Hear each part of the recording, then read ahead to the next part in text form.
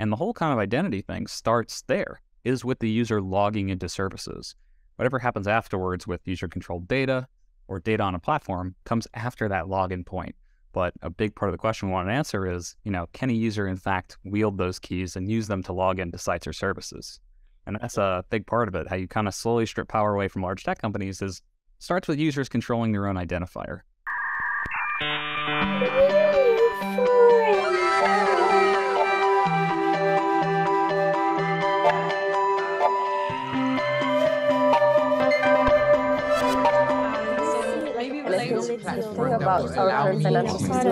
Hi everyone, on today's episode, NEWFORUM's guest is Gregory Rocco, co-founder of Spruce ID, joining us to explore the roadmap of decentralized identity, Spruce ID's vision, and future use cases that he sees when it comes to our identity. So Rocco, welcome to the episode, and let's start if you're ready. Thanks for having me. Awesome. So how did you get into Web3 and crypto? Like, how does your journey look like? The journey starts a number of years ago. I was kind of following the space for a bit, not kind of full-time work before this in the space, but around 2016, 2017, I moved the jump from like follower to someone who was actively trying to contribute more to the space. So I actually started contributing to some smaller publications in the space at the time, like Bitcoinist and CCM, doing some writing on the side. And that's where it got a lot of my first start, was really writing and diving deeper into projects like personal blogging, etc. But the more you write about the space, the more you end up learning about the space and what's going on. So as I started to write more, I started to dive deeper into what was happening in the space, etc. So how apps were kind of developing.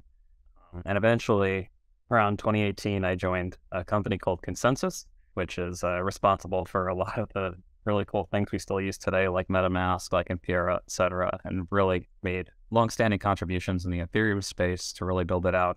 But they were also some of the earliest to take bets on decentralized identity. And namely at the time, we were exploring a lot of what it takes to rebuild platform economies, but in a decentralized context. So how do you take something like Airbnb or Uber, etc., and reduce the costs in a peer-to-peer setting? And what would it take to effectively reduce the job of the platform in the middle to facilitate these kinds of interactions?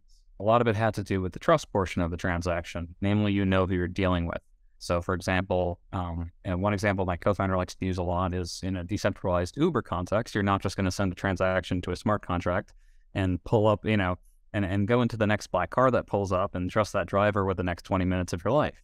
You want to know that that driver is insured. You want to know who that driver is, their driving history, whether or not they're actually, secure enough to drive on this platform. Yeah, and that the data is true, because of course, to me, that's an actual problem, right? When it comes to Uber, like you kind of got to trust that you see the right rating, but sometimes it's not even the same person on the picture, but that's another topic.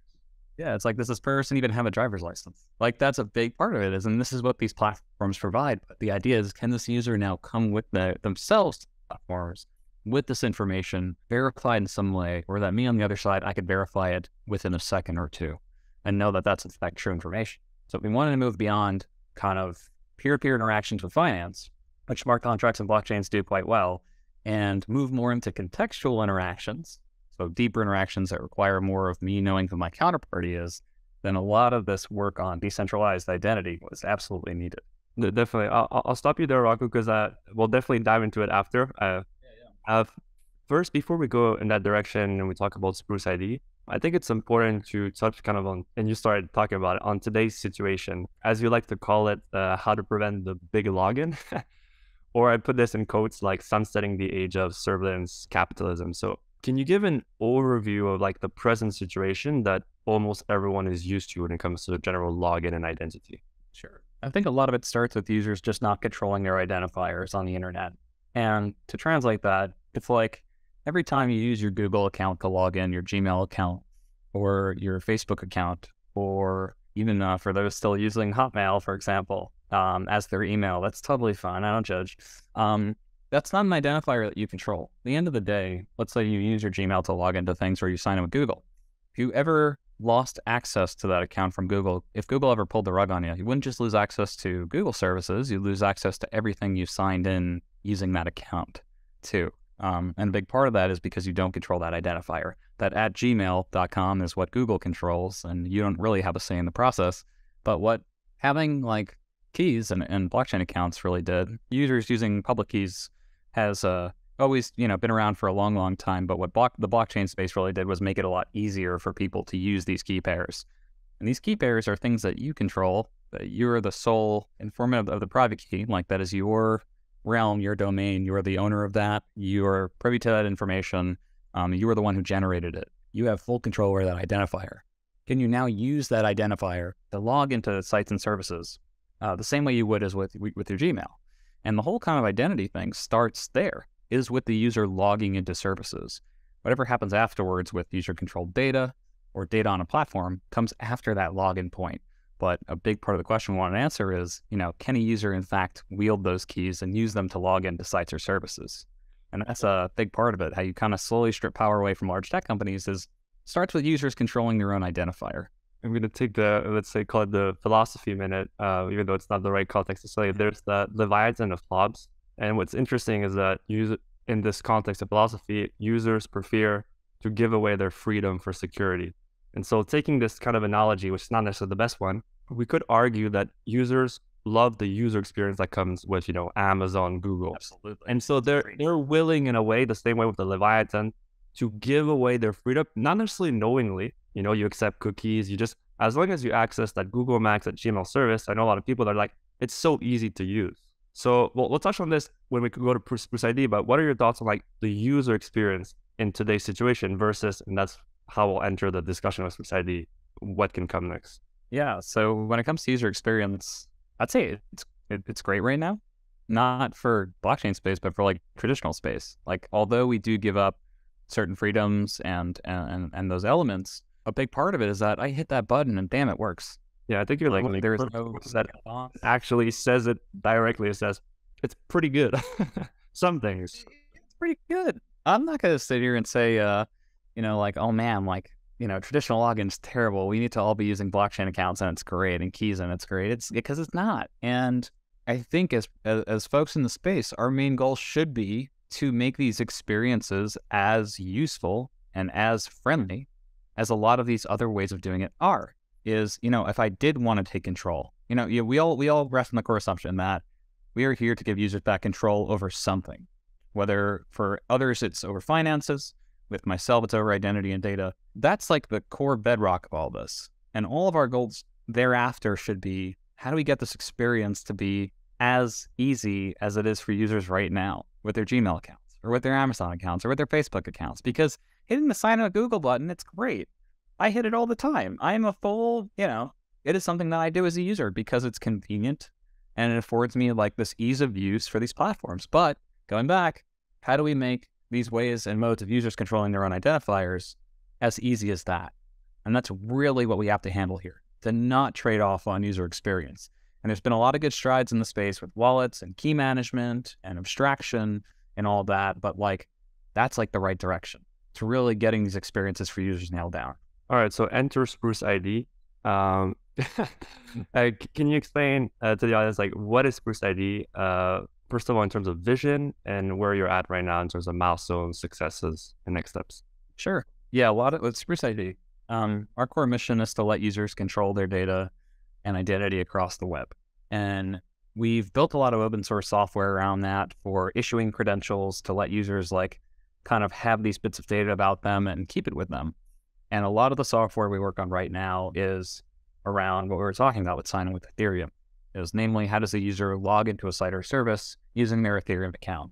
And how it ties back is, after you sign in with Ethereum, how can, instead of a user logging into a platform and a platform holding the data for the user, how can the user instead bring that data with them to the platform and have the platform instead log into the user's data vault and have consent to access and use that user's data as part of that session? So the whole thing is reversing the idea of a login, that in the process, the user controls both the identifier and the data being used during that session with that platform.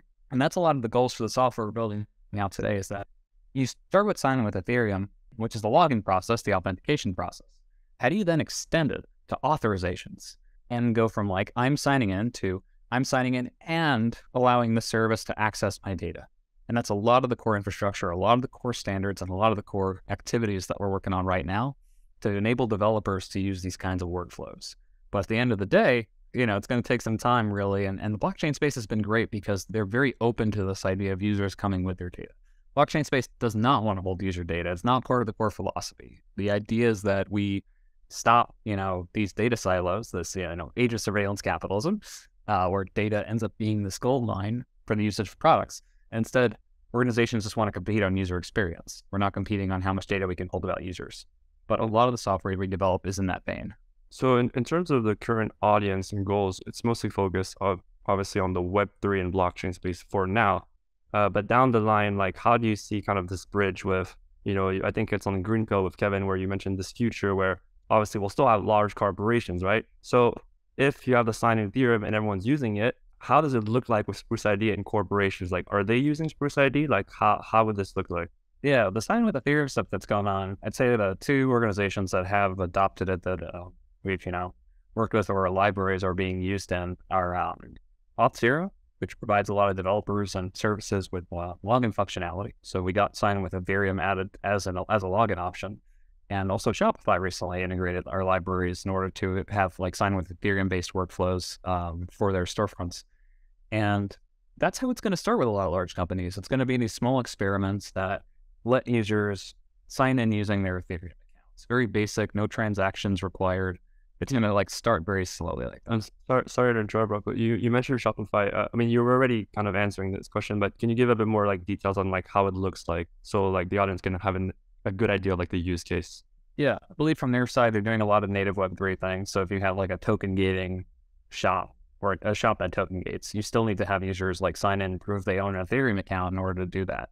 The Auth0 integration is more traditional. Like I'm a site or service and I want to like users sign in using their Ethereum accounts in terms of login versus like pure Web3 functionality.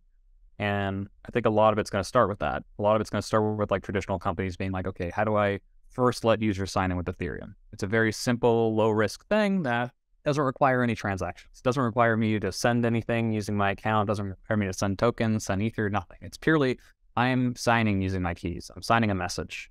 And it's a very simple thing, very low risk, but it lets users get that first step in of signing into a service with something that they control. And, we also encourage the usage of ENS names too. So how do you also have like a universal username that can come with you at the end of the day? So that's a big part of it. And I think for the Web2 side, it's going to look a lot like that first. It's going to be these small kind of experiments.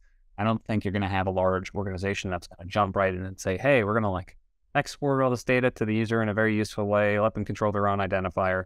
It's going to take, I'd say, many years and also like coalitions, public sector support to really start leveling the playing field. I mean, down the line, of course, the goal is, as Adrian of Cisco, we had him on recently, and he says, like, in the end, users, like, shouldn't need to understand. You should be like, oh, I can finally use my data across apps or my identity, right? So that's really kind of the end goal, or as you would put it, like the self-sovereign anything, right? But it has to happen, like, smoothly, and sometimes in the space, it goes so fast that we think, oh, like next week, next month, next year, it's going to all happen. But it's going to be probably going to take time. And a lot of education too, because at the end of the day, like user controlled data is there's a lot of depth there. It's not just, you're going to have like, who's going to be the custodian and who's going to hold your actual data. Is it going to be you?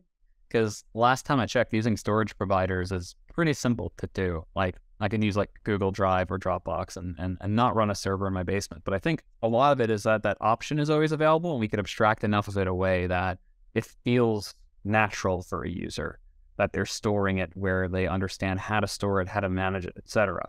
I think education is just going to play a very, very large component. And obviously the end goal being that it feels the same, but in between, there's going to be a lot of things to learn for users and a lot of education that needs to happen about this kind of stuff. For sure. And joining on the education side of things, like how do you see it happening? Because if I'm playing devil's advocate, and I've already heard this kind of argument, and not what we believe in, but it's why should I care about controlling my identity, my data? It's not easy to give like a precise answer, like we can go the moral route of like, of course you want to own your data, but bluntly speaking, how would you answer this question of why it matters? Because that's probably how to onboard the masses. That there will be this question out there, like, do you migrate to kind of Web3 or because the experience is so much better. So you don't even need to think in terms of like morals of I own the data. That could be an answer. Or is there another answer, which is really it matters to own your data for X reasons? What's your take on this? It absolutely matters from platform risk. So like, at the end of the day, you could easily be just removed from a platform where you've built yourself up, whether it's creator communities, which are usually at the forefront of those social media sites, et cetera. And number two, even privacy around data, that you're not being tracked, your data's not being operated on. So it's two ends. One is platform risk, that you at the end of the day are the sole owner of that. And platforms are instead competing on experience. So if there is one platform that kicks you out, you have another platform to import everything onto. And that other reason, and a lot of it is like, it needs to be compelling to average users for more than just those reasons. And this is what we're getting to do. It's like that experience element. It needs to be a combination of the care about platform risk, which is only half the battle. The second half is that there have to be experiences that make it worthwhile to enter this mode of operation. When you go on the website of Spruce ID, obviously you see the self-sovereign, you see the tech stack. I'm curious about like the dashboards that might be coming soon, or personalizing your reputation. Is that something for 2023 or maybe more down the line? Like the concept of personalizing with reputation, how would that play with the tech stack of Spruce ID overall? I think a lot of it for us is starting to get users' credentials, period. So that they're issued some forms of data to data vaults that they control, or like storage that they control, to show users the experience of like bringing a profile with you, bringing like activity histories with you. And a lot of it for this year is for us is going to be centered around like giving users experiences where they're issued their first credentials, or even if we're just running faucets for some of these like early credentials, like, hey, I want to tie a Twitter account to my Ethereum account, or I want to tie my preferences to my Ethereum account. So just getting users started with these concepts and trying to work with dApps on bringing this kind of full circle so that users can in fact bring that information is going to be a lot of our focus for 2020. And so regarding your overall focus with Spruce ID, I want to have your take on the overall kind of ecosystem when it comes to identity, which is actually very large. I'm only going to name a few, but the list could be way longer. You have Disco, Gitcoin Passport, Sysmo, Ceramic, Polygon ID, etc. Spruce ID, but that's at the beginning. But so I want to have really your take on, do you see the best way to educate? Is it all these projects working together? Or is it everyone does their own thing, but it goes in the same direction? And what is your take on, for example, Disco, of like, you have your credentials, your data backpack. This joins a bit what you mentioned earlier with like getting users used to the idea of credentials. Like, what's your overall take on all these names that I mentioned, or maybe one or two only? I love as a space, a lot of it's going to be the more credentials in user hands, the better, whether they're issued by Disco, Gitcoin Passport, etc.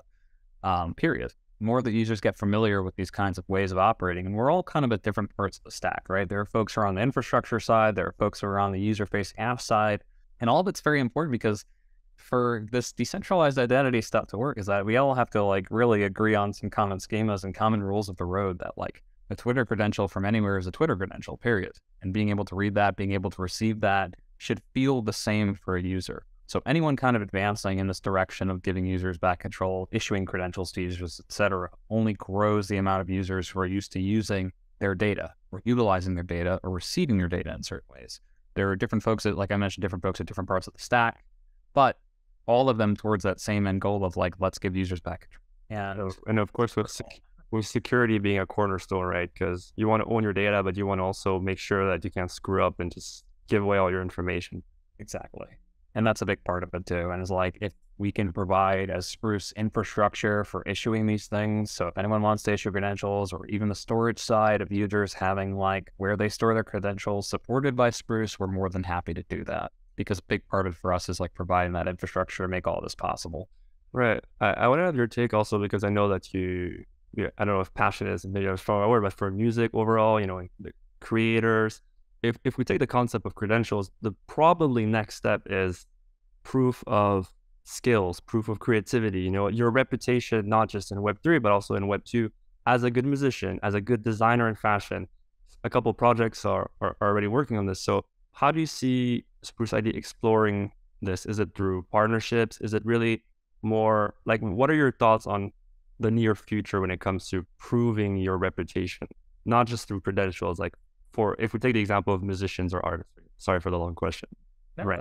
I think think a lot of it will come through the form of partnerships. So like, for example, if there's a platform that, a musician can use and prove they've released a number of songs or received a number of like feedback on a certain song, or a way to prove a certain skill set. I think there are native Web3 ways that we can be thinking about this too. Like if you're being voted as a steward in a DAO, what are the credentials that are required to prove that you're able to operate in that capacity? Or even outside of that, like maybe you get special benefits on a different platform if you're a musician who's released items on different platforms, and then there's a new platform that's courting you but wants to make sure that you have certain experiences, and you coming with those credentials leads to certain benefits. I think it'll start a lot in the Web3 space of like inter-platform connectivity. Like kind of having your reputation in a portable way, right? It could be a backpack or anything else, right? Yeah, and it's some blend of on-chain information and off-chain information. I think the Web3 platforms are going to be the first to really pioneer this. Is like skills-based credentialing, like what can you actually do with these different things? In the future, I could see a lot larger platforms using this, or even like peer-to-peer interactions. Like I want to join this band. Now, how do you prove, what you do and that you are, in fact, this musician who's released this kind of stuff? So what do you see as the biggest kind of hurdle? Is it really like education, or is there something else like that you wish more people would be working on, or that you're worried about? I mean, obviously privacy, but is there something else? I think education is a big part of it. I think, again, it boils down to this is a new mode of operating. This is completely like unlike things we've seen before. And if there's a way to make it closer to what we've seen before, then we've kind of succeeded as an industry. But in the beginning, it's going to be a lot of Web3 natives who know how to use keys, which I'm hoping, pass keys and a lot, and keys on existing devices really change the game, even outside of blockchain context. But like, it's a completely new mode of operating. And the closer we can get it to feeling like traditional experiences, the better. Even if it's through an app that abstracts, managing your data and presenting your data while you still control it, I think it is a cornerstone of all this, or like a huge part of all this. For sure. Yeah, as we approach the end of the episode, I wanted to ask, like, what are your kind of guilty pleasures in Web3? It could be DeFi, it could be gaming, NFTs, it could be music. I see that, you're working on, I think it's Dweller. So what's your what are your guilty pleasures in Web3 in general when it's not Spruce ID? I'd say those two areas. One is the independent creator communities with NFTs. I'm not the largest fan of the massive, like, large-scale PFP projects that are just kind of variations on the same thing, but rather I know there are some platforms that have a lot of independent artists on them who really care about their craft, that just wanted some marketplace to sell their digital art in not like some crazy value if it's like $10 or something, to just like have that exposure, show your art off, and have a marketplace for it that works. I really enjoyed sometimes scrolling through some of those marketplaces and seeing that art.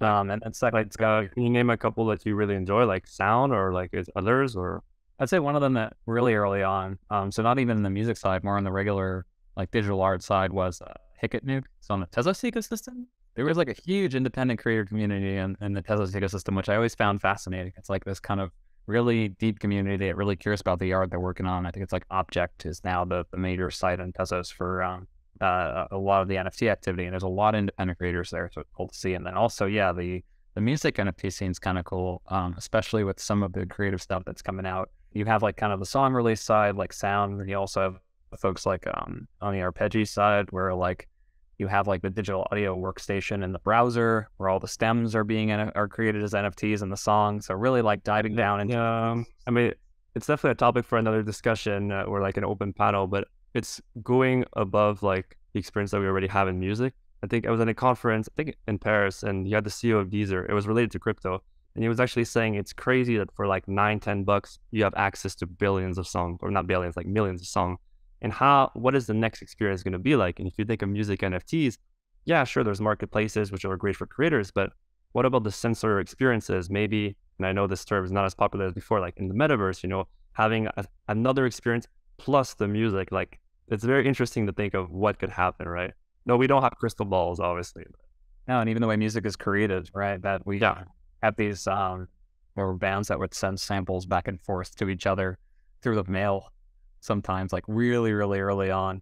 And now we have, digital systems where I could send someone like part of a track, someone could help complete that track. We can mix and match pieces of the track collaboratively. And yeah, also like the way that experiences happen, like in virtual worlds, like concerts, I know have become a big thing in virtual worlds too. Maybe Spruce ID down the line can kind of work with that idea of like logging for musicians. You know, once the infrastructure is in place, we're not there yet, but yeah, you know, if you're in this metaverse experience, how do you prove you're actually the DJ? Exactly. Big part of it too.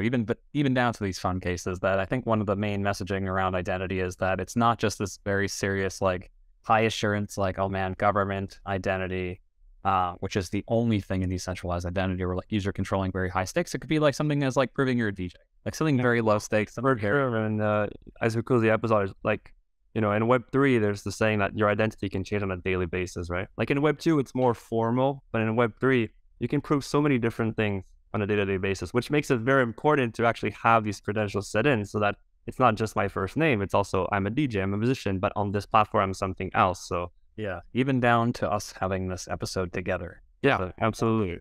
Any final thoughts, Gregory? It was a real pleasure. Final thoughts, what inspired you maybe lately? Could be a person, a project, any shout out?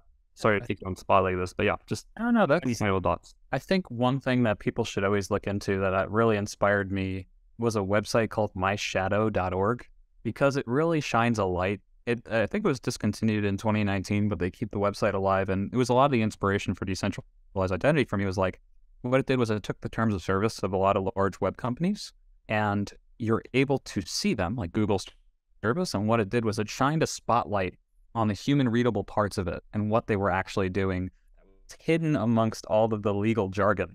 And that website was such like a mind-blowing moment because I would look at the terms of service, like we all just hit accept and we move on. But really what this site did was like, hey, look, it like kind of uncovered it and was like, here are the very specific lines that tells you what they're taking from you and what they're operating on and what they're potentially selling and monetizing. So that website for me was like really, really, really cornerstone of, you know, how I arrived at where I arrived. Awesome. All right. Well, thank you for the recommendation. For sure, I'll check it out. Yeah. Well, you know, thank you so much once again, Gregory, for coming on. Links for Spruce ID and Rocco will be in the description. And as for us, you can find us on Twitter, NEWFORUM_NCO. Thank you so much. Any likes or follows are appreciated. And of course, check out Spruce ID, you know, to learn more even on the website. Thank you.